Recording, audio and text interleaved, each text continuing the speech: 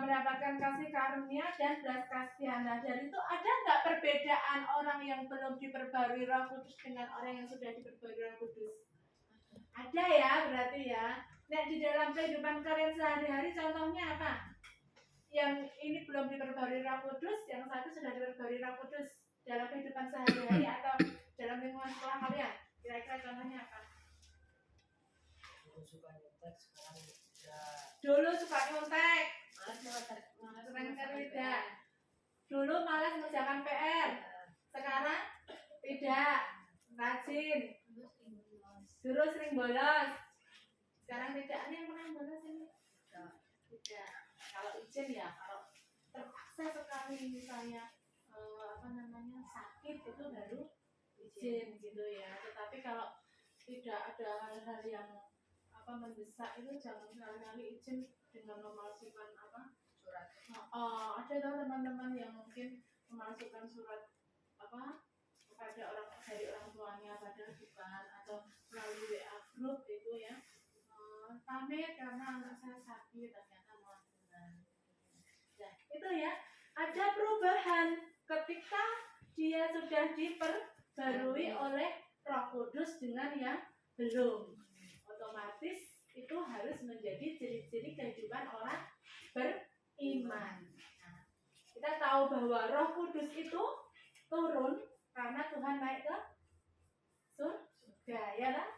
Murid-murid Tuhan lah, bagaimana besok kalau Tuhan naik ke surga, aku dengan siapa? Ya kan ada kekhawatiran itu ya. Tadi kalian membaca di Kisah Para Rasul 1 ayat 8 ya. Aku akan memberikan Roh Kudus yang menyertai kalian. Jangan khawatir bahwa dalam kehidupan orang Kristen itu Roh Kudus sangat berperan di dalam kehidupan kita, ya, memperbarui hidup kita dalam kehidupan sehari-hari. Jadi kita nggak perlu khawatir, nggak perlu takut. Pertamanya murid-murid Tuhan Yesus itu takut karena ditinggalkan oleh Tuhan Yesus. Tetapi Tuhan berjanji, tadi ya, menjanjikan Roh Kudus. Kita tidak demikian dalam kehidupan sehari-hari, nggak perlu takut karena Roh Kudus senantiasa menyertai kita. Nah, sampai di sini coba ada pertanyaan anak-anak? Tidak ya. Nah, sebelumnya nanti Ibu akan memberikan tugas pada kalian. Nanti akan Ibu bagi.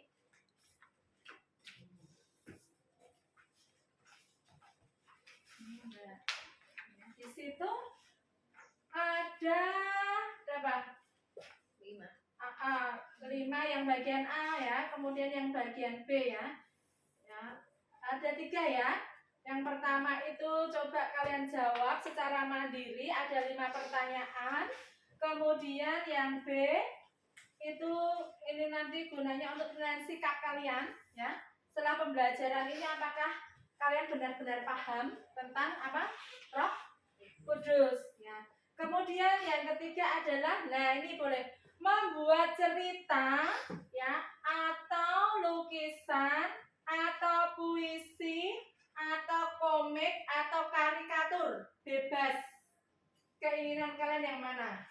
Tentang pengalaman hidup yang diperbarui oleh Roh Kudus. Nah, coba kalau kalian tahu simbol Roh Kudus dalam kehidupan sehari-hari, dalam kehidupan orang Kristen apa? Di dalam Alkitab simbolnya apa? Bisa dipakai apa? Merpati, terus apa meneh?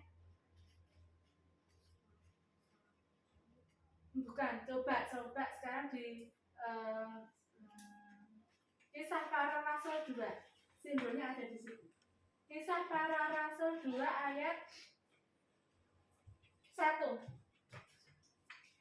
Ketika tiba hari Pentakosta, semua orang percaya berkumpul di suatu tempat. Ya.